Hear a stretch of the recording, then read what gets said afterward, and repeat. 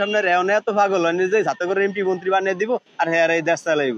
মানুষ এখন ছাত্রগ এই শব্দটা শুনলে মানে বিরক্ত বোধ করে। 80% মানুষ এই ছাত্রগ এন্ট্রিতে আছে।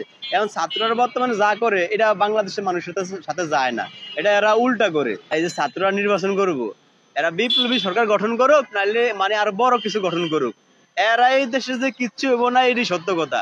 ছাত্ররা মনে করছে একটা অভ্যন্তরণ হওয়ার পরে মনে হয় পুরা পৃথিবীর মানুষ বা বাংলাদেশের মানুষ তাকে পক্ষ নিব। আসলে একদম ভুয়া কথা। মানুষ এখন ছাত্রগ এই শব্দটা শুনলে মানে বিরক্ত বোধ করে। মানুষ এই ছাত্রগ এই যে পরের শাসন এটা সহ্য করে না তো মানুষ। 80% মানুষ এই ছাত্রগ এন্ট্রিতে আছে। এখন ছাত্ররা বর্তমানে যা করে এটা বাংলাদেশের মানুষের সাথে যায় না, এটা এরা উল্টা করে। এটা বুঝবো এরা ক্ষমতা থেকে যাওয়ার পরে। ধরেন আপনার বিশাল আশা করে রয়েছে, মনে হয় পার্লামেন্টে যাইবো বা এমপি মন্ত্রী কিছু একটা হইব। আসলে কিছু অনেক চান্স ছাত্রকে অন্য এই দেশে হয়নি।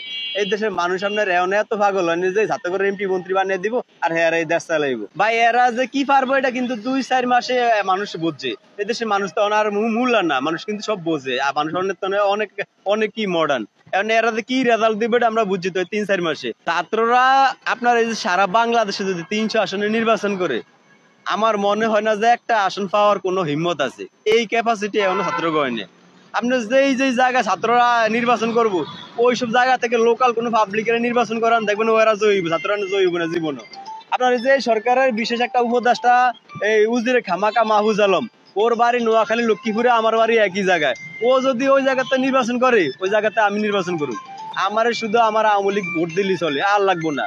আপনার ওই যে নির্বাচন কত প্রকার আর কি সব কিন্তু ওই সময় বুঝা যাইব। আপনার এক বিজ্ঞানী বিয়া কি জিনিস বোঝানোর লিগে বিয়া করছে, পরে ভুললেই গেছে বিজ্ঞান কি জিনিস। ছাত্ররা নির্বাচন করবো না, পরে ভুললেই যাইবো রাজনীতি কি জিনিস। রাজনীতি তো সোজা কথা না। আপনার এই পৃথিবীতে সবচেয়ে কঠিন কাজের মধ্যে একটা হচ্ছে মানুষের কাছ থেকে ভোট আদায় করা। ভোটকে তো সহজ বিষয়, আর দাঁড়াইলে আপনি ফাঁতি হয়ে যাবেন। আর বিশেষ করে এই সমন্বয়ক যারা আছে এরা তো আছে উনি দৌড়ের উপরে।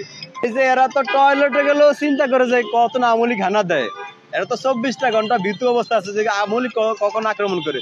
কারণ আওয়ামী লীগ এই দেশের সর্ববৃহৎ একটা রাজনৈতিক দল। এই দেশের 5 কোটি সমর্থক আওয়ামী লীগের আছে, বিশাল একটা জনগোষ্ঠী। এরা ভয় আছে না, আমগরে 100 কোটি টাকা দিল, আমরা নৌকার বাইরে ভোট দিব না যতদিন বাইসা আছি। আর নৌকা মার্কা যদি না থাকে তাহলে আমরা কেন্দ্রই যাবো না, কারণ আমরা নৌকারে ভালোবাসি।